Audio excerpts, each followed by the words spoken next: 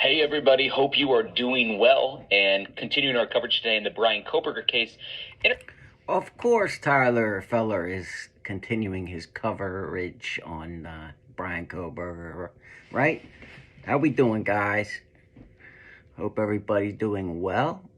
And let's get right to it. So we're going to be reacting to Tyler's another Kohberger. This one's titled Bryan Kohberger's Alibi Crumbles. The full story. Let's see what he's got. Here we go.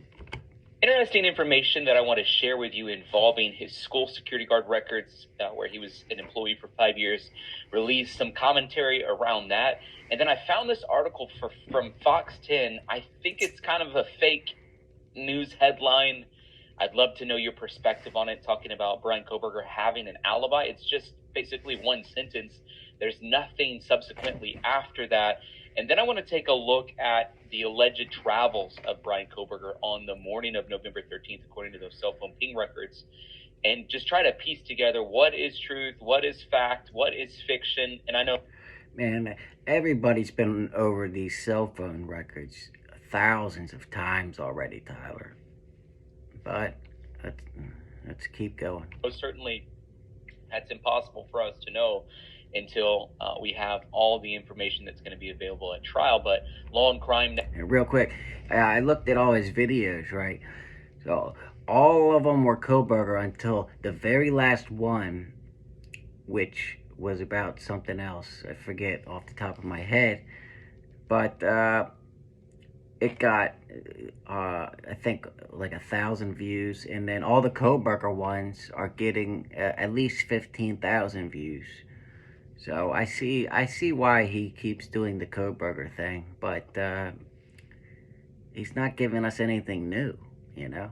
It's just the same old shit, just repeated. Network today, this morning, releasing information that I think is very important. Today's show with yet another update in the Bryan Kohberger saga. Student and employment records were released from the accused quadruple killer school district where he worked as a security guard up until just 2 years ago. According to the documents, Kohberger's security supervisor at Pleasant Valley School District in Pennsylvania considered him to be reserved, courteous, polite, and even reliable.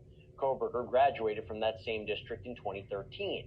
In 2018, he was even credited. All right, that's basically the impression that we've had of Kohberger. I mean, he was quiet, reserved, isolated, right? I mean, we've known that since we've heard about Kohberger, right? Since around Christmas time of 2022.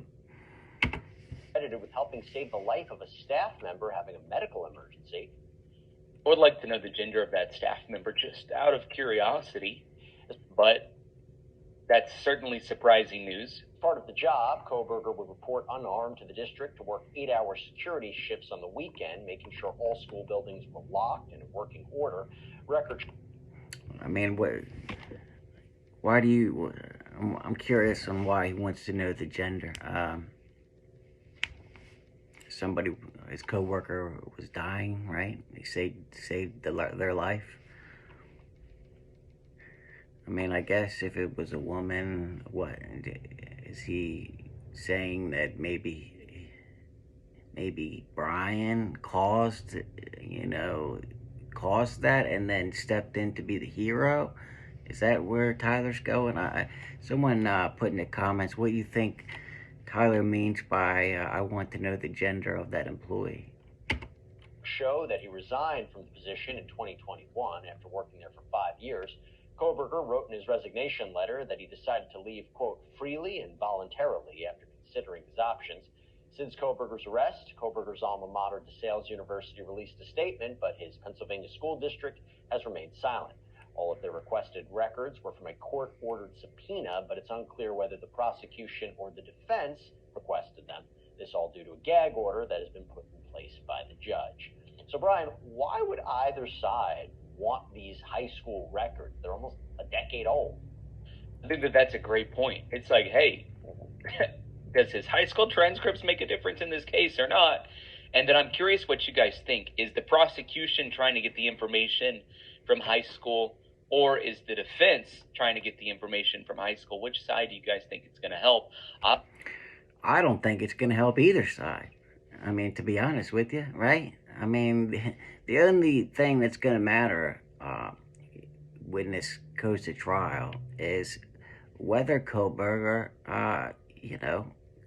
went in with a knife and stabbed these people to death, right? The jurors aren't going to care what his grades were or anything that happened at that school, right? I mean, as far as I'm concerned, that's my opinion. Obviously, those employment records seem to help the defense in the case that Bryan Kohberger was an exemplary employee, even saved someone's life. Okay, let's say he did save someone's life, right? Let's say he was an exemplary employee for 20 years, right? And never did anything wrong, okay? But then he kills 4 people with a knife.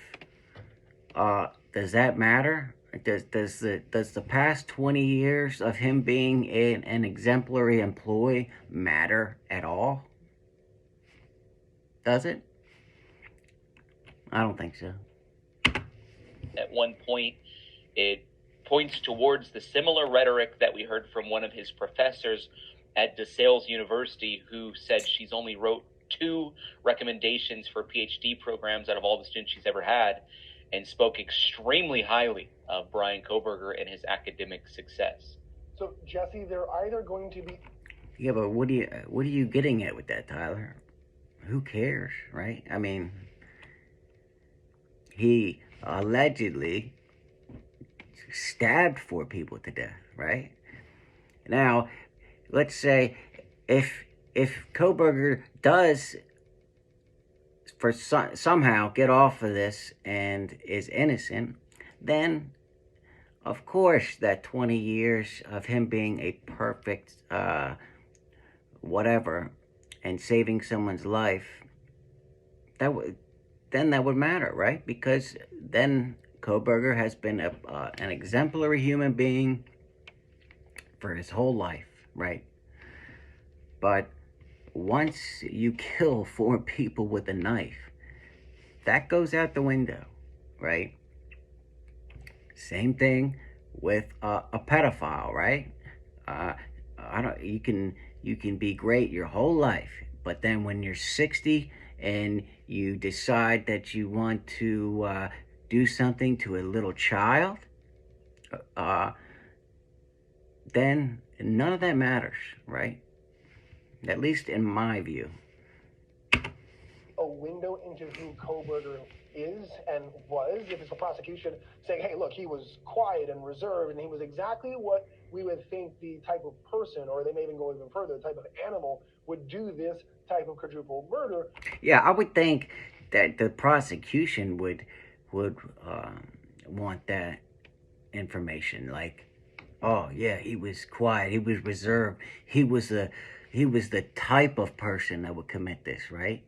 I don't really see. I mean, I guess the defense is going to want to try and say that Kohberger was a good person, right? So the defense and the prosecution could both use that information, you know? So that's why I don't think it would benefit either one of them, because it basically is going to cancel out, right? Or for the defense, they would say, hey, this is completely out of character. Look, he saved someone's life. He was always about security, was always about taking care of people around him. Who they are trying to portray Bryan Kohberger isn't who he is based on his history. Maybe they got the wrong guy. I think it's going to come down to some level of character or relevance based on the crimes, and either side will have their pick as to whether or not it helps or hurts them. But if it hurts more than it helps, they may both want to try to stay away from any kind of character evidence in this case. Let me throw another theory out here, because I think that they want the records of him, at least as a security guard, to say, listen, this is a guy who knew how to, check all the perimeters, see all the security, track his steps. This is somebody you might be... See what I mean? See how it can help the prosecution just as much as the defense, right? So, none of this is going to matter. the only facts that are gonna matter is what happened around that night on the 13th of November 2022, right? He's saying if he was really stalking the victims, we can kind of understand how he learned this. I mean, he was really working there the year before this happened. And we know Kohberger was stalking these. So if we know he was stalking these girls, right? Which we know that he was at the Idaho campus because students there saw Kohberger all the time and thought that he actually went there. When in reality, he didn't. He had no reason whatsoever to even be anywhere near the Idaho campus. So yeah, Kohberger, in my opinion, is 100% guilty. That's my take. There's a knife sheath with his DNA right next to the bodies. I mean, come on. When you put all of this evidence together, it's like a puzzle, right? You only have pieces of the puzzle, but then once you put them all together, it creates a picture, right? And in my mind, that picture is Kohberger walked into the back slider, went upstairs, stabbed Kaylee and Maddie, went downstairs, stabbed Ethan and Xanda, walked out of the room, made eye contact with Dylan, and then walked out the back slider. Want to know his actions as security guard. Still think it's a little bit of a stretch, but hey, that's my take. So I still think it's a little bit of a stretch, but also, hey, that's my take. Harry, I'll move to you. The district didn't release all of the records on Kohberger. Why wouldn't they do that? You know, I think they're playing it safe. First of all, there's a federal law. It's called the Family Educational Rights and Privacy Act. And what that does, it protects school records. Now, remember, he was working at the school district, but he was also a student at the school district. So just think about your records from school. You need to get permission before those records are released. And that's what the school district wanted to do. They wanted to send a notice, even though he was in jail at the time, to get those records released. So they went through that process. They thought it was important to do that. The other issue, as far as the employment records are concerned, they cannot release everything. Think about it. Name, rank, and serial number is generally what you're going to get as far as employment records are concerned. They cannot, in any way, shape, or form, give any sort of non-criminal investigation, especially if it didn't end up in resulting in some issue as far as the employee is concerned. And so they're not going to release all of that either. What they did release, I think both you and Bryan are cell phone pings, but also using cameras that was able to track his car. Kohberger's cell phone is located at his residence, 1640 Northeast Valley Road, Pullman. All right, you see what I'm saying? We have seen this exact timeline months ago, right? And I just don't understand why Tyler, it just keeps on putting this timeline up and just repeating these same facts over and over again in different videos. I mean, I don't even need to. If you've been following this case, you already know all this information, right?